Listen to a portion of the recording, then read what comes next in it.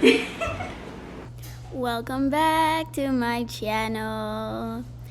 Hey guys, if you guys don't already know, my name is Whitney Lynn, and today we are back with a whole different kind of video.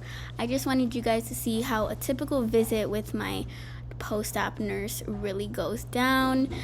We chat a lot and we laugh and we talk about the most random things, but a lot of times these can be like really relaxing and we don't have to talk. But roll the tape, let's go.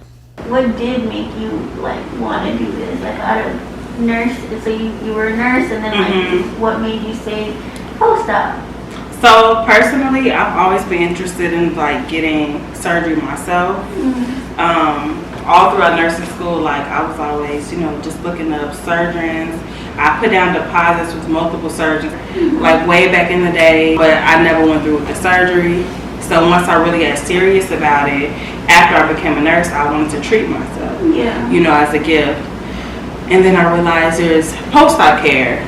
I didn't know anything about it, and when I started looking for post-op care, post-op providers in Chicago, I couldn't find any nurses. I think I may have crossed one nurse's page when I was getting into it, but it seemed like she wasn't taking it seriously.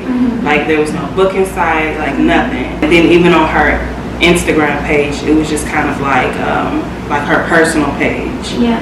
So I found the need for it, and I just dove into this field. And I want to say there was only 2 massage therapists that were in the field while I was like doing my research. I just feel like you know exactly what you're doing, and like you're gonna let me know if what I've been doing is wrong, you know, and how I should fix it. No, 100%. We're trying to get some good results. We want to fully optimize these results. Exactly. How's your thigh fitting on you? Is it still pretty tight? Yeah, around the butt it's still tight. But I'm talking about the compression on the torso. Yeah, it still feels tight. Okay. I'm getting annoyed of it, to be honest. Why? Because I don't know, I'm feeling very frustrated with just compression overall, even on my arm, my sleeves. Like I think I'm just over the compression, like I just want to breathe, but we gotta do what we gotta do. I mean, I definitely understand. And this is why people don't stare in their thigh high as soon as they should. Yeah. It's because it's just like you just start getting fatigued by having to constantly stuff yourself. And there's a difference between just wearing the thigh high, which is a battle within itself. Yes. But then having to do the foams and the boards, it's definitely a lot. It's a lot. But you just got to keep looking at your before pictures, looking at your progress pictures, and say, you know what, this is an investment. I did this for me.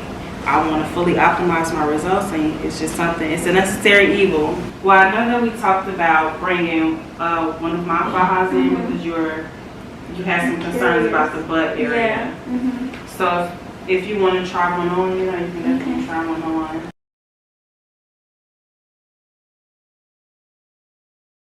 But I can definitely tell your arms are getting smaller. That's what my son said. Because kids have no chill. They'll let you know. Have you faced any negativity during this? Like when you got your own BBL or when you decided to take this career path? No, I don't feel like I've had any negative backlash. But I will say some people will say just shady comments oh, that's good for you, but I would never get that.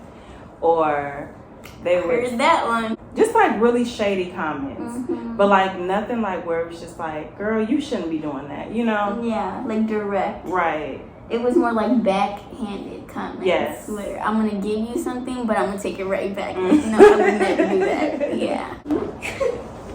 I don't know if you wanted to.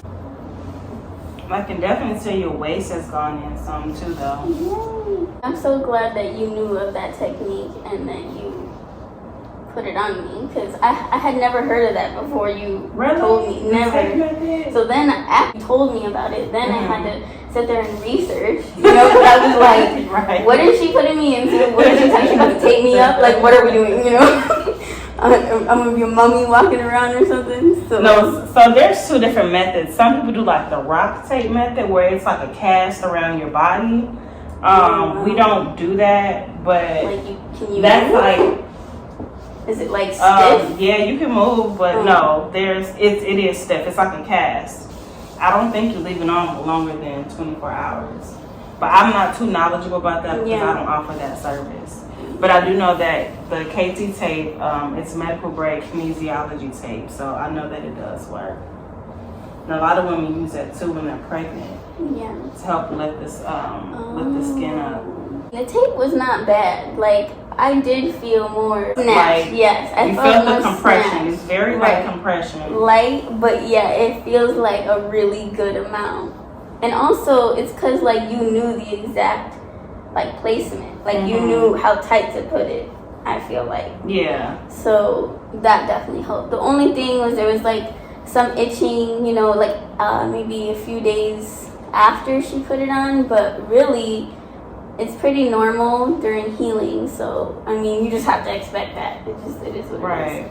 Like for someone that has never got a BBL or doesn't even plan to, like what are your thoughts on wearing compression garments? Like do you feel it shapes you long term, or is it just like right now I'm trying to get into this dress type of for post-op or people who are not post-op? Not post-op, just regular people. Yeah, so that's more so like fajas are more so like a body shaper for people who aren't post-op. The reason why it works so well on post-op women or post-op individuals period is because when they remove the fat, now your skin has the opportunity to stick, and we're able to help shape the body in a way where it looks flattering, versus with just an individual just putting on a faja. It's kind of like squeezing the fat and pushing it to the front. It's not, because the fat is still there. Right. So it's really just for like, unless you're wearing it like long term, like you're wearing this for like months and like this is a lifestyle, then yes, you will start to see small changes over time. Just like corset changing. Like once you're in it for years and years and you're tightening it up and it's a lifestyle for you, yes, you will eventually see a change. But again, it takes years to see something like that. Commitment. Yeah. It's a lifestyle. It can be unhealthy for the body because the organs are shifting. So it's like it's a tease, because it's like, I look good with the space on, but I want to look good without it. Right, like all the time. And that's what surgery.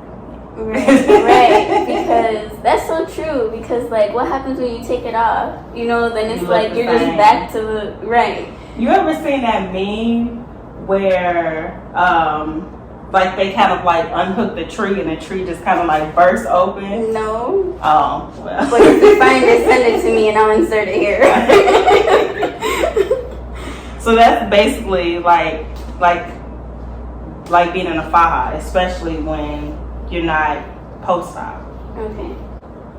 It's definitely It's definitely coming in. Is the Coke bottle okay. What's the Coke for like?